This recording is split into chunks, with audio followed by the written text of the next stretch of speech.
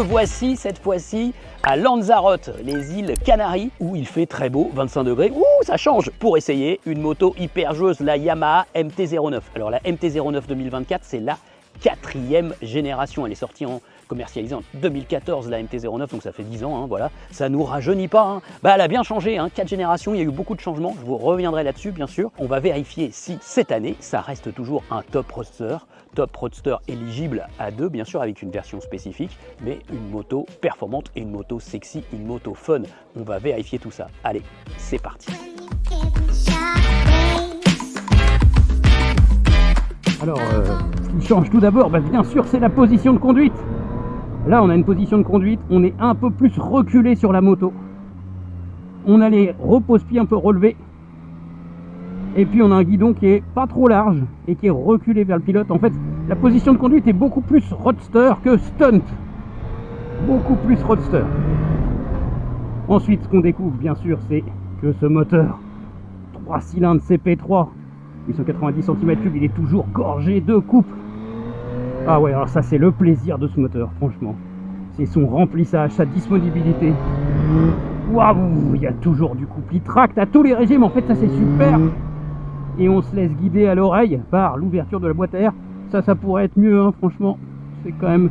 Là, le résonateur, là, pourrait être encore plus amplifié, hein. En fait, dès qu'on met du rythme, qu'on a beaucoup de vitesse, ben, on l'entend plus.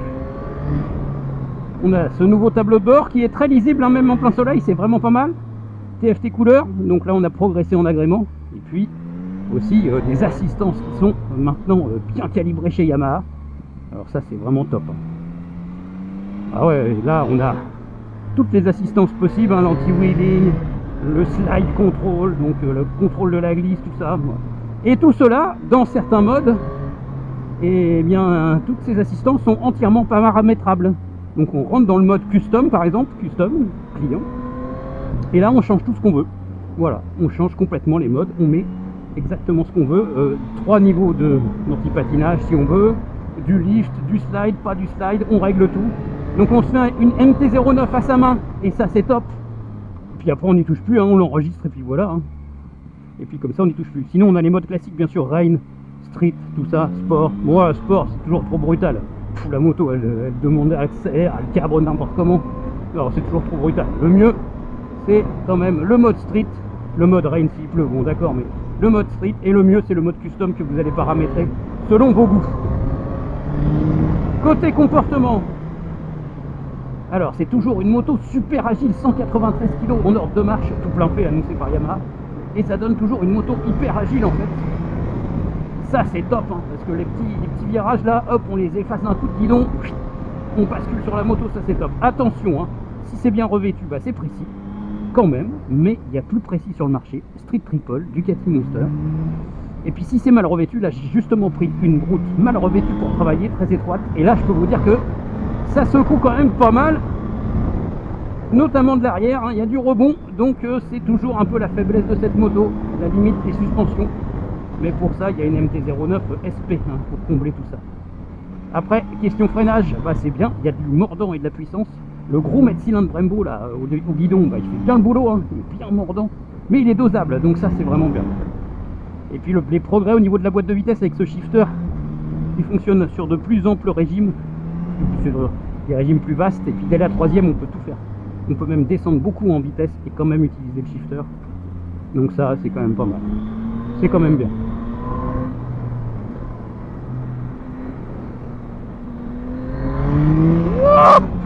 Les accélérations, ça reste quand même le top sur cette moto. Dès qu'on a un peu de place, ça fait lever la bras. C'est costaud, hein. Alors ce qu'il faut dire aussi, c'est que c'est une moto qui est très courte, agile, avec beaucoup de couple. Donc elle ne demande qu'à vous catapulter. Ça c'est l'effet MT, hein, chez Yamaha. Du coup, ce qui fait, c'est qu'à haute vitesse, elle manque un peu de précision quand même à haute vitesse. C'est pas une moto hyper précise. Notamment sur autoroute à haute vitesse ou sur les voies rapides. Puis si on met du gaz, ça délaisse l'avant et on se retrouve avec une moto qui... Bon, voilà. Par contre, hein, dès qu'on veut jouer, il n'y a pas de problème. C'est une moto faite pour. Hein. Jouer avec l'accélérateur, franchement, je vous le dis, elle adore ça.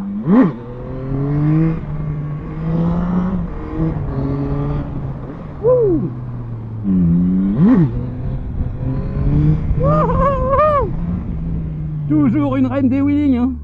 Incroyable.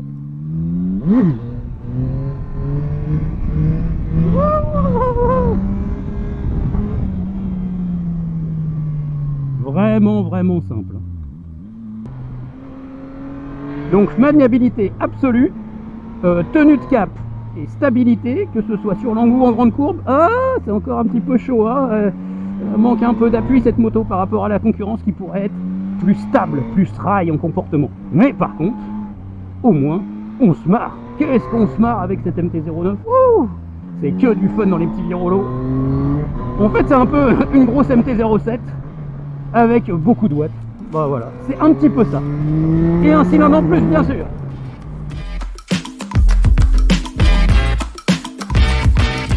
Qu'est-ce qui change sur cette MT-09 2024? Tout d'abord, la tête de fourche, regardez, là, voilà. Là, vraiment, il y a une nouvelle face avant. On aime ou on n'aime pas, hein. Le style MT, c'est particulier. Donc, éclairage full LED, hein, bien sûr, signature lumineuse.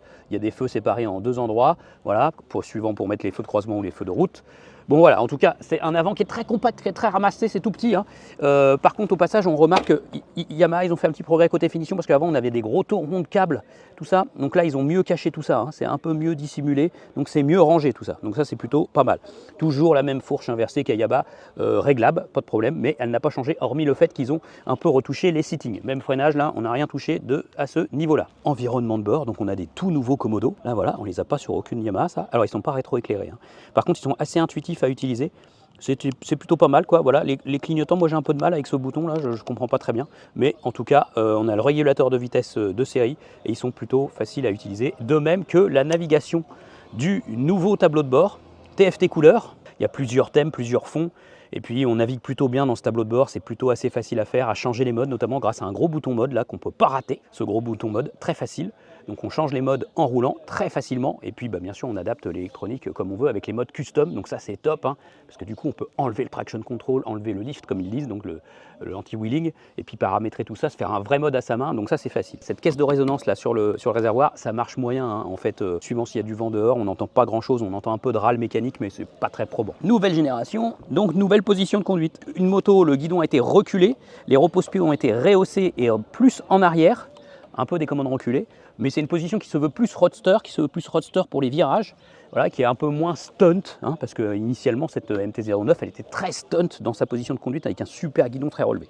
Là la selle elle est à 825 mm, je pose la partie plate, la partie large du pied de chaque côté, franchement on s'en sort avec 193 kg, pas de problème. Seating de suspension revu pour cette moto, moteur toujours 119 chevaux, 93 Nm, il ne perd rien avec Euro 5+, mais il ne gagne pas non plus. Le shifter de série que vous voyez ici, shifter up and down, hein, montée-descente, qui a été revu par Yamaha, parce que en fait il a une plage d'utilisation qui est plus large, c'est-à-dire qu'on va pouvoir plus facilement l'utiliser à partir du troisième rapport sur des basses vitesses par exemple, et puis on va pouvoir aussi quand même rétrograder encore avec un petit peu de gaz, voilà, donc il a une plus grande facilité d'utilisation, ce quick shifter de série.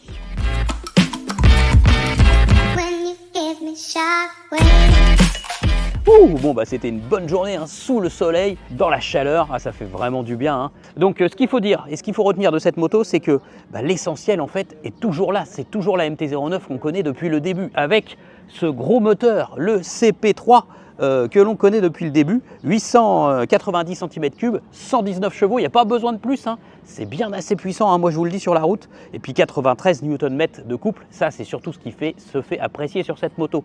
Le gros couple qu'elle a, elle tracte toujours, elle a toujours beaucoup d'énergie pour sortir des virages, d'énergie pour vous propulser en avant. Alors, franchement c'est toujours une machine à wheeling, à l'accélération en première, deuxième, troisième, en l'embrayage, c'est hyper simple. Voilà, donc ça c'est toujours la même chose avec cette moto. 10 799 €.